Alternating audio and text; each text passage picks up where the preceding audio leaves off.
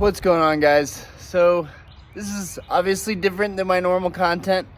I'm talking about my car in this video, specifically the W204 AMG C63. Now, why do I love this car? Because it is a 6.3 liter naturally aspirated V8. There are no turbos in this chassis. That I think happens in the W205. I might be mistaken on that. I don't know W205s. Anyways, what I'm annoyed about today, which pretty much just ruined my day to start the day, but I figured, you know what? Make a YouTube video about it, rant about it. This car is awesome. I love driving it. When I received this car, it was already on coilover suspension, which was nice because that was something that I would have considered doing anyways.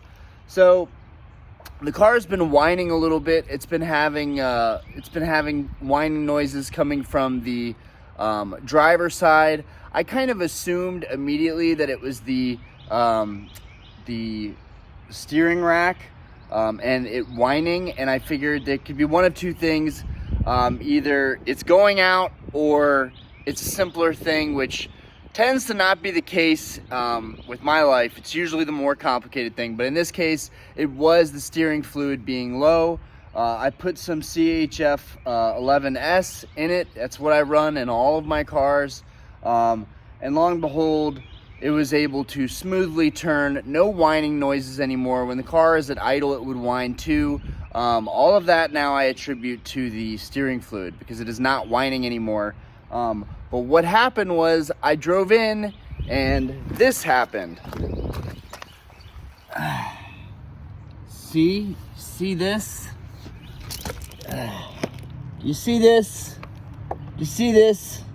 Yeah, this is a $300 carbon splitter. All of us car guys, man, we just love our cars. We want to make them fancy. We want them to be low. We want to put these carbon bits on there. I've got side skirts and a diffuser too, and I'm going to show you guys how these look after literally only being installed for a year. So right here, I don't even know what happened here, but a hole has been pulled through it, and the whole frame now, because the whole structure of this carbon fiber splitter now is compromised because of this hole, but whatever. You know, from up here, you can't even tell. Car still looks fantastic. It is what it is. But we're gonna go around the car now. So as you can see down there, I've got a nice carbon fiber splitter. Now I should probably not use my selfie cam, but I'm only using a selfie cam so I can also video myself talking about the car. Otherwise I would have just had the front facing cam. Anyways, back here, and the side skirts, honestly, I'm surprised. The side skirts have actually held up great, but then we get to the rear diffuser. I don't know what happened to my rear diffuser. For one, it keeps popping out, so it makes this weird sound whenever I start up the car. Sometimes it doesn't, but it'll kind of go like ba ba ba ba ba ba ba ba ba, and it's either the exhaust hangers. It's either shaking because of the exhaust hanger, or it's the diffuser, and it sounds like plastic hitting the exhaust back and forth loosely. So I think it's the diffuser. If you guys can see here, there's a slight gap in here, so I think that it's my diffuser.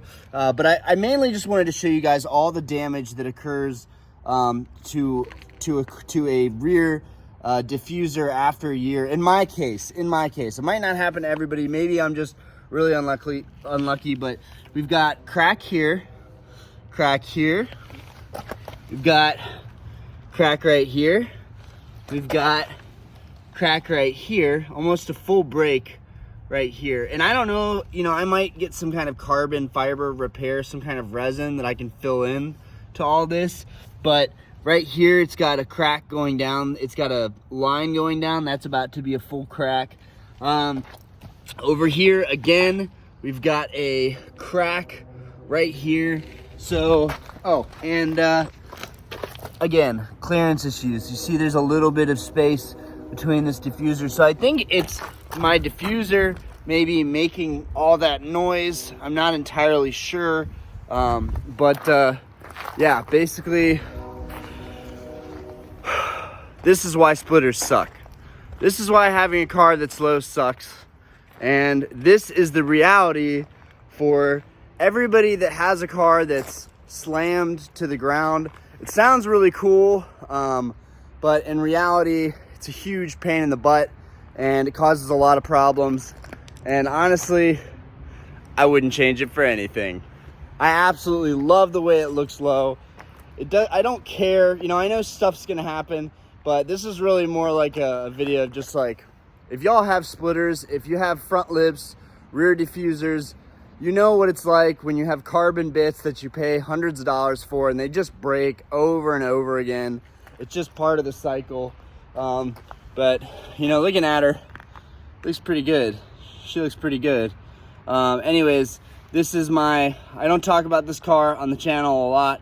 I want to start talking about cars more because I'm really into cars too. But this is my W204 C63 that I picked up with 115 or maybe 118,000 miles. Now it has like 122,000 miles. I really don't drive it all that much. But it looks really pretty. It has a really great side profile too.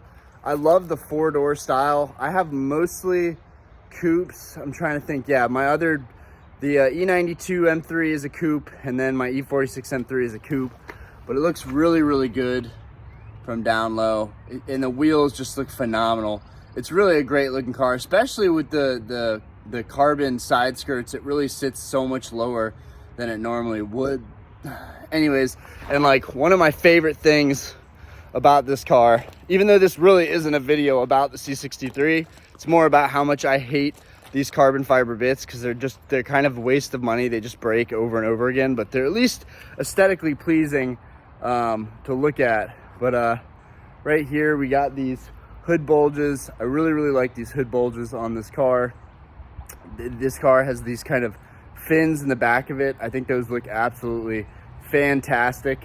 I really, and just the whole wide body. The further I get, you can see the fenders a little bit better.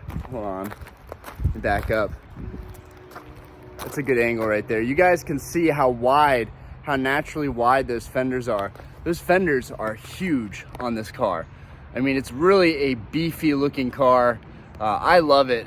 But yeah, that's about it. Also the style of headlights. I think that the W204, more simpler, symmetrical headlights, I think they look a lot better than the W205 headlights, but that's just me.